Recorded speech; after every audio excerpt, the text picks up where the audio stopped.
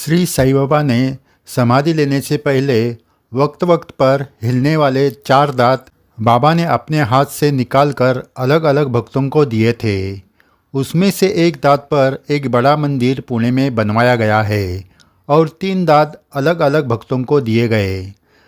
ये 4 दांत बाबा ने किन किन भक्तों को दिए, इसकी जानकारी इस वीडियो में आपको दे रहे हैं। महादू फसले नाम के एक भक्त श्री साईं बाबा की सेवा में बचपन से थे। इतनी छोटी उम्र में कि इसकी हम सिर्फ कल्पना ही कर सकते हैं। महादू फसले की माँ का गांव शिरडी था। महादू जब बच्चे थे तब उनके पिता की मृत्यु हो गई।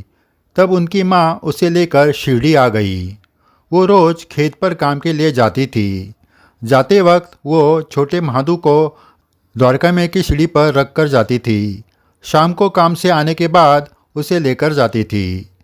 एक दिन महादू की माँ द्वारकामई में आई तो बाबा ने उसे द्वारकामई में ऊपर बुलाया। उस वक्त बाबा का एक दांत हिल रहा था। बाबा ने वो अपने हाथ से निकाला और एक कपड़े के टुकड़े में बांध दिया। उसमें थोड़ी उदी डालकर उस कपड़े को गांठ मारी। दांत और उदी लपेटी हुई वो कपड़े की छोटी थैली बाबा ने महादू के माँ के हाथ में दी और कहा, इसको महादू के हाथ में बांधकर रख। महादू को कभी किसी चीज़ की कमी नहीं होगी। महादू के माँ का नाम काशीबाई। उन्होंने उस दांत और उदी का तावीज़ बनवाकर महादू के हाथ में बांध दिया। महादू जैसे जैसे बड़े होने लगा वैसे वैसे वो बाबा की सेवा भी करने लगा। बहुत भक्तों को मालूम नहीं होगा कि जब बाबा का शरीर समाधि में रखा गया था तब उनके सिर के नीचे महादू ने वो ईंट रखी थी जो समाधि लेने से पहले टूट गई थी। महादू एक महत्वपूर्ण सेवा भी करते थे।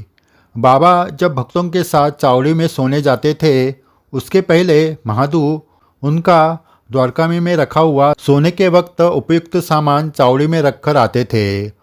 उसमें बाबा सोते वक्त जो 60-70 धोती बिछाकर उस पर सोते थे, वो गठड़ी, मच्छरदानी, पानी पीने का बर्तन जिसे सुरई कहते हैं, चिलिम में इस्तेमाल करने वाला तम्बाकू, बाबा हमेशा जो ईंट तकिए की तरह इस्तेमाल करते थे वो मिट्टी की ईंट, इतना सारा सामान चावड़ी में रखना और दूसरे दिन फिर से द्वारका में लाने की महत्वपूर्ण सेवा महादू फसले करते थे।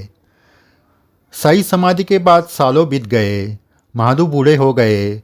उनको चिंता होने लगी कि उनके बाद ये बाबा ने दिया हुआ दांत कैसे सुरक्षित रहेगा। लेकिन बाबा को भी वो चिंता थी। 1955 की बात है। पुलिस डिपार्टमेंट में काम करने वाले श्री निकम इनके सपने में बाबा गए और उनको महादू फसले का चेहरा दिखाकर वो जो कुछ देगा वो अपने पास रखो, ये कहा। और उसी वक्त बाबा महादू फसले के सपने में भी गए और उन्हें श्री निकम का चेहरा दिखाकर कहा कि ये तेरे घर आएंगे तब इनको वो दांत दे देना।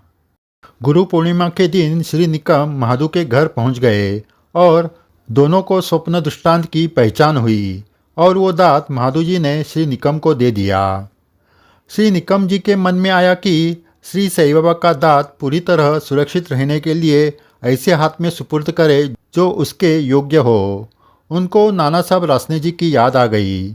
नाना साहब रासने जी ने बचपन में प्रत्यक्ष श्री साईं बाबा का दर्शन लिया था। श्री निकम जी ने वो दांत उनको दिया।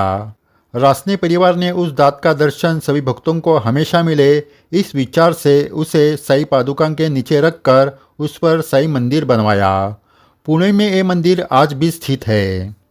उसका दर्शन आप अभी वीडियो में ले रहे हैं। ये वही पादुका है जिसके नीचे बाबा का वो दांत और श्री साईं बाबा ने इस्तेमाल की हुई चिलम रखी है।